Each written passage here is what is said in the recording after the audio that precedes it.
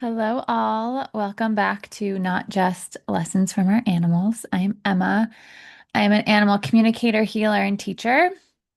I'm a guide for humans back to their authentic self. I am a messenger for Mama G and a conduit for the divine. And today is going to be a non-animal related uh, episode. However, likely there is, you may have received a message like this from your animal.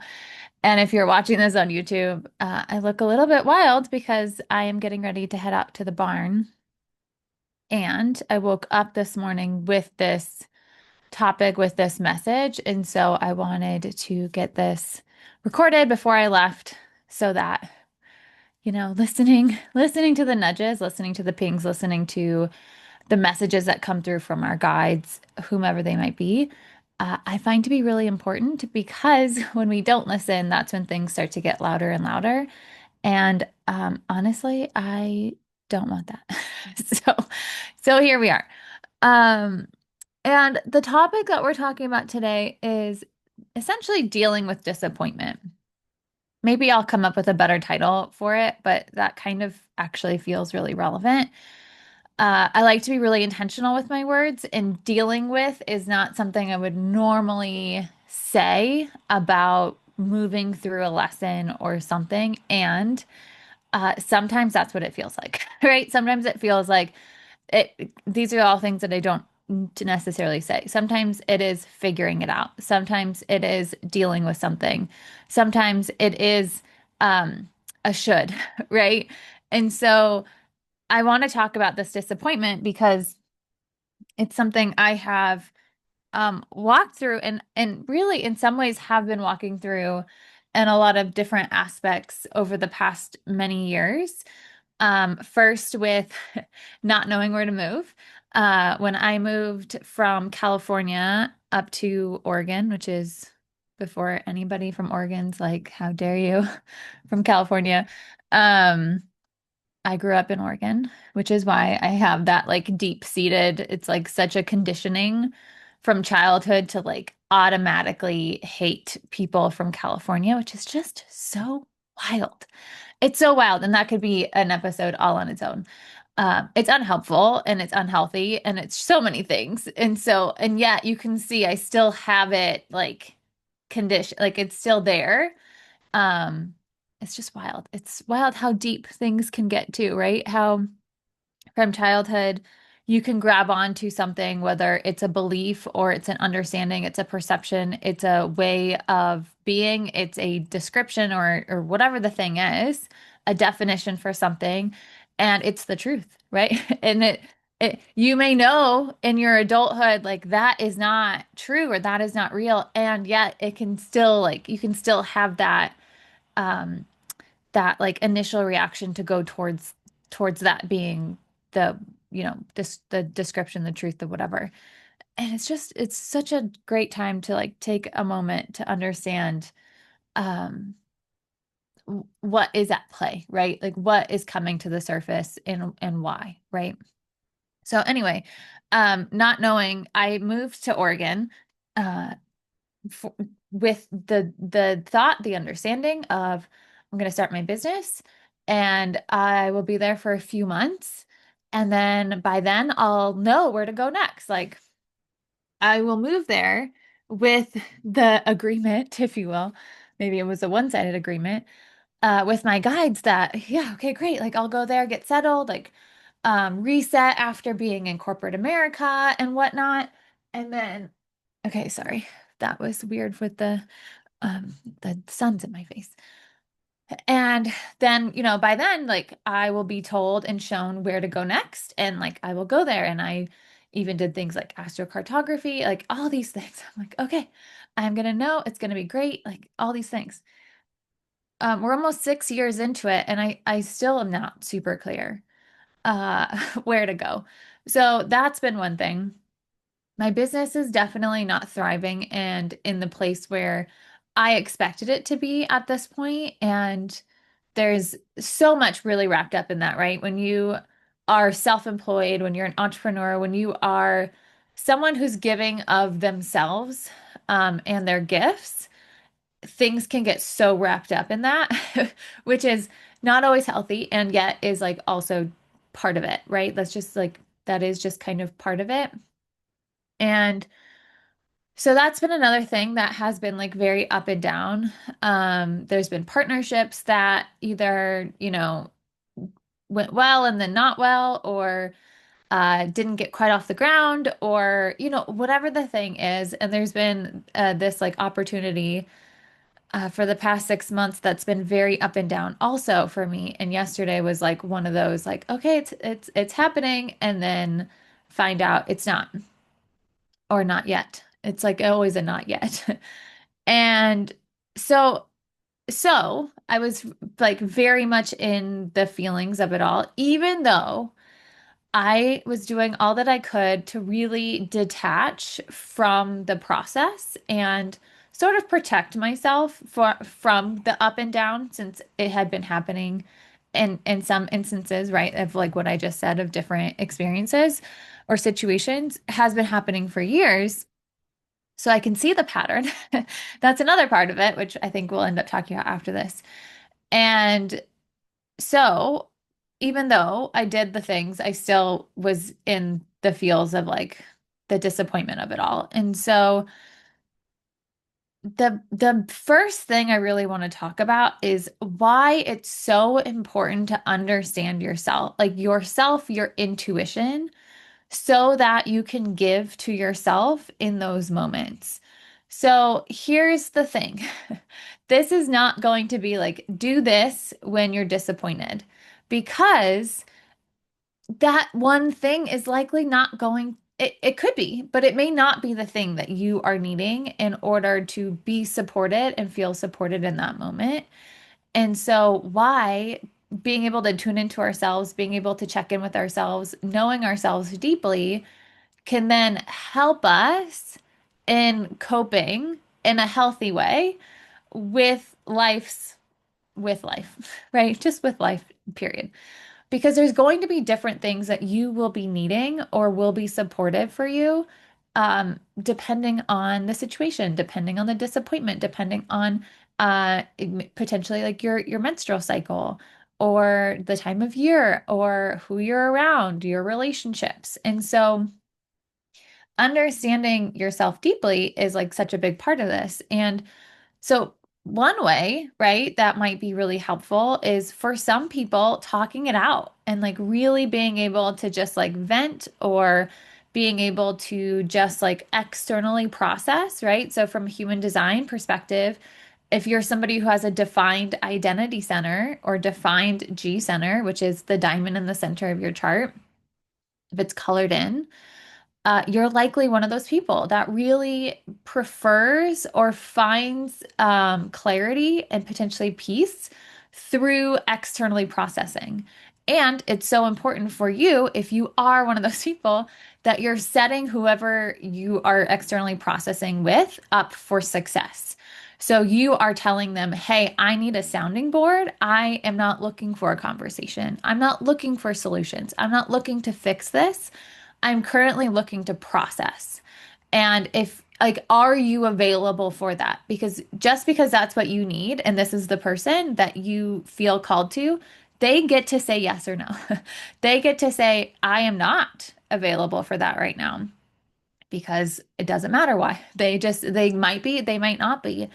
And so you stating what you need and allowing them to say yes or no to that is like the first step to that being successful. And if you're like, I don't have anybody in my life that's like that, then potentially you might talk out loud to yourself. You might record it on like a voice memo and then play it back to yourself. And while you're listening to yourself talk, you might find clarity in that way. And so there's lots of different ways you can go about it. But if you're an external processor, awesome. Just like understand that about yourself, and then also set the scene to benefit you. If you're not, right? If you're not an external processor, potentially you have an undefined identity center, like myself, then externally processing is likely not going to be the thing that feels really supportive to you, you might get to that point at some point, but like at first, you just need to be with yourself to just sort through all the things, sort through the feelings, sort through the thoughts, sort through the whatever the thing is, right? And so allow that to be your truth. And if somebody's like, but you need to talk about it, say, respectfully, you don't get to tell me what to do. You don't get to tell me what's best for me because I am me, and therefore I get to decide for me.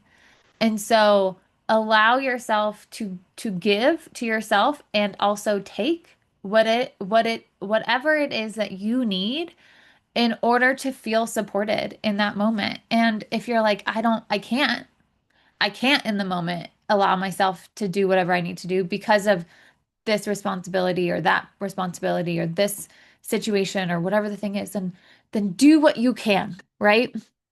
If you are wanting to be alone and you are unable to be alone because you have roommates or because you have kids or because of whatever the thing is, then what is it that you can do in the moment that is the next best thing, right? If we can't have the first best thing, what's the next best thing?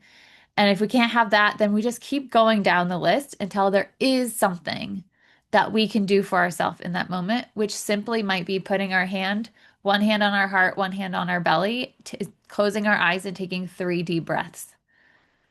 That is massive for our nervous system, right? Just taking deep breaths and allowing ourselves to just simply like nourish our own nervous system.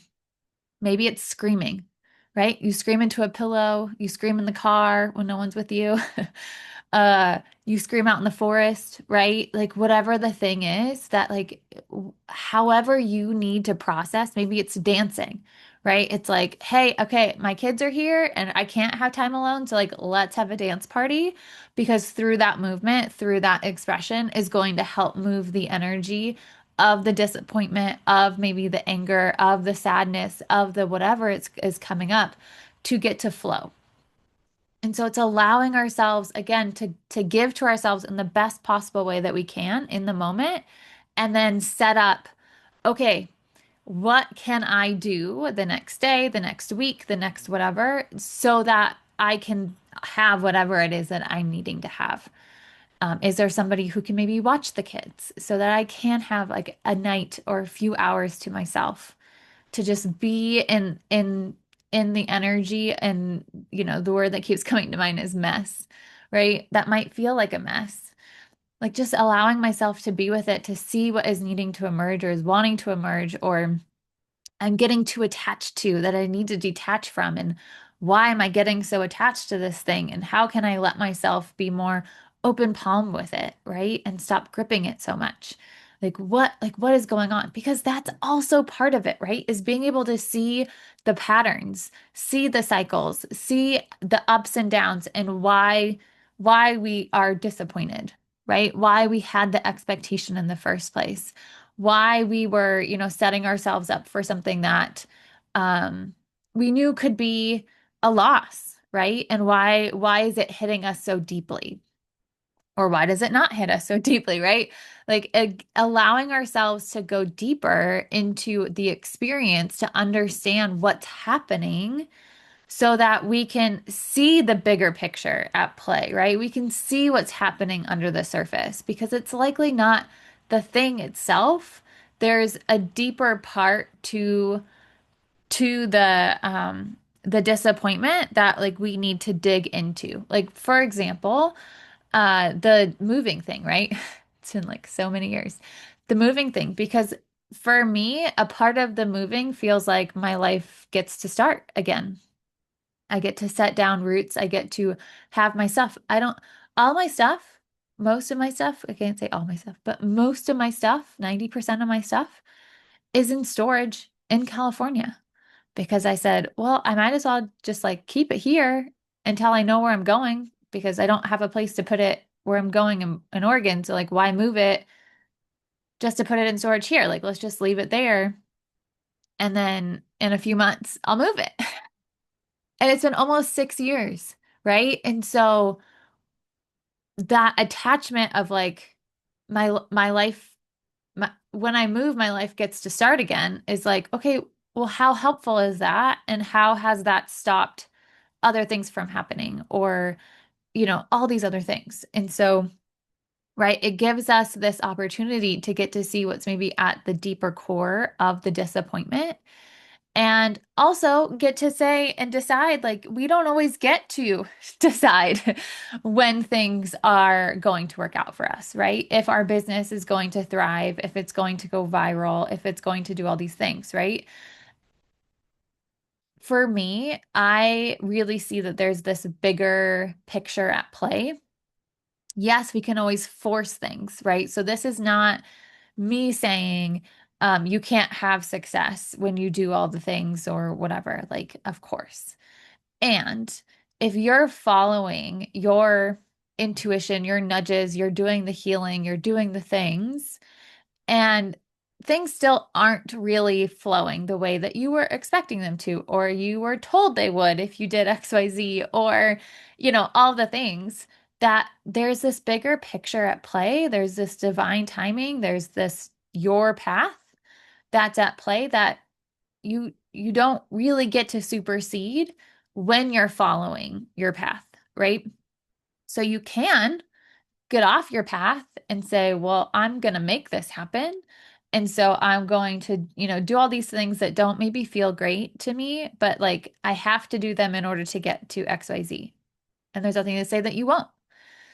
And if you are someone who, is like, I'm following the path and I'm trusting the path and like I'm only doing the things that resonate, and, whether that's in alignment or not, because I might find out after the fact it actually was misaligned and I was, protecting myself from being out of my comfort zone, or um, from doing, whatever the thing is, that I lost my train of thought. But it all comes back to like divine timing, right? And that sometimes, right? Sometimes you don't have to be fully healed in different aspects before you become, you know, viral and famous and wealthy and for all those things, right? And I'm still speaking about like business, right?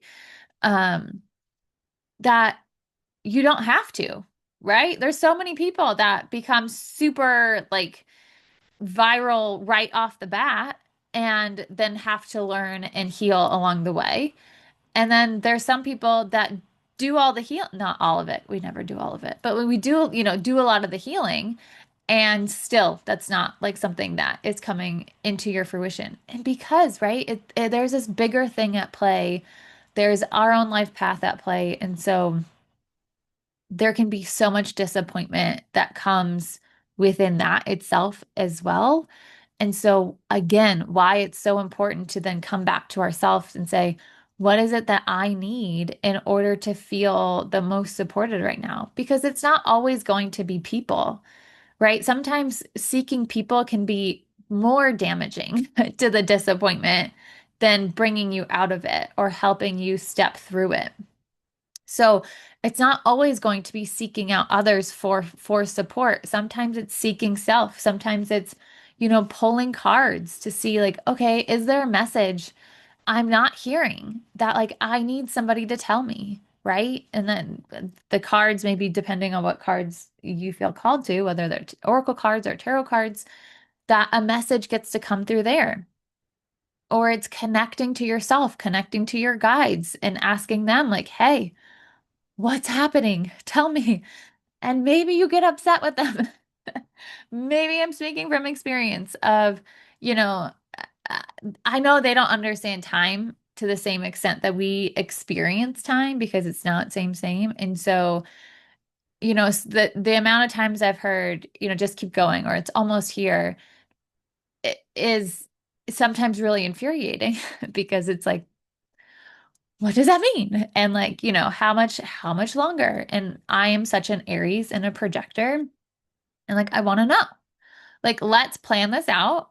And uncertainty can be so hard for me, which is why it's been such a big part of my lesson.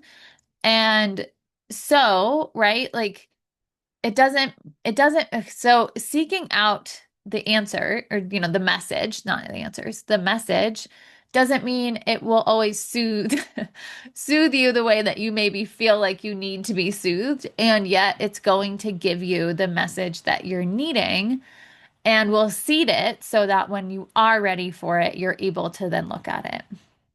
Right? Going for a walk in nature is always a nice way, grounding. I think I'll be doing an episode on grounding. Um, However that looks for you, right? Could be something taking a bath, could be something taking a sauna. I love a good sauna. Or if you're into cold plunging, not my jam, but if you're into cold plunging, right? Like working out, there's endless ways, which is why this is not an episode about how to deal with disappointment. It is, and it is in the sense of connecting to self to allow self to tell you how and what you need to feel supported through that disappointment. It could be journaling. It could be connecting with your animal. It could be going for a ride, right? If you have horses or a bike or a forerunner or, insert next thing here. There's, again, like I said, there's endless things and it's so personal to you, which is why this can't be do this thing in order to get this result because it's so determined on you. It's so dependent on you. So, if you're somebody who's been walking through disappointment or in the midst of it at the moment, take some time to really come back to you and ask yourself whether that's through free writing. If you're like, I'm not connected to myself in that way, then I suggest free writing. I feel like it's such it's one of the okay, I don't actually want to say that because I don't know that it's actually true. I was going to say it's one of the easiest, but I don't know that that's necessarily true for everyone. But free writing is essentially, asking a question. So you could say, and you could write it or you could say it. You could say it in your head. You could say it out loud. You can, intend that you're being connected to a guide. And you could say, like, what is the message I'm missing? And then just write whatever comes through. Whatever comes through your mind, whatever comes through, it all gets written down until it's empty. There's nothing else left. And then just see what happens. I also recommend I mean they're called morning pages, but you don't have to do them in the morning. There's a book called The Artist's Way. Actually, I've never read it, but I know this technique. And I do recommend it because for me it really brought a lot of clarity at different times. But morning pages are essentially, you take your journal and you say, okay, for the next like these 3 pages, I'm going to keep writing until the 3 pages are full. So you might be like writing, I don't know what to write. This is dumb. I don't know why I'm still doing this. Like, what am I supposed to say for the next 3 pages? I don't have anything to say. Oh my gosh, this is going to take forever. And then all of a sudden, as you're like writing all these things, because you don't take your pen off the page until you complete the 3 pages or, however many you said, that things then start to flow. And you're like, oh, that wasn't even something I was thinking about. And like, oh, isn't that interesting? And so just really allowing yourself to go down that path in whatever way it is needing. And so, again, morning pages could be really helpful if you're not connected in that way. Again, pulling cards can be nice because it's this more tangible or, outside of yourself thing. A pendulum could be helpful. If you're into dowsing rods, that could be something that you could, ask yes, no questions. It's very similar to a pendulum. Um, right. There's just so many ways. There's so many ways, but allowing ourselves to come back to self to say, what is it that I need to feel soothed right now is what is you are going to need to feel soothed right now. Right. I can't tell you that. I can give you options, but only you can say, this is actually what I need. And what a gift that we can give ourselves to say, this is what I need. Right. And like advocate for ourselves to ourselves. I mean, one of the best gifts that we can give ourselves. So, hopefully, something along this whole thing was helpful. um, and hopefully, I stayed in somewhat of a line to understand it.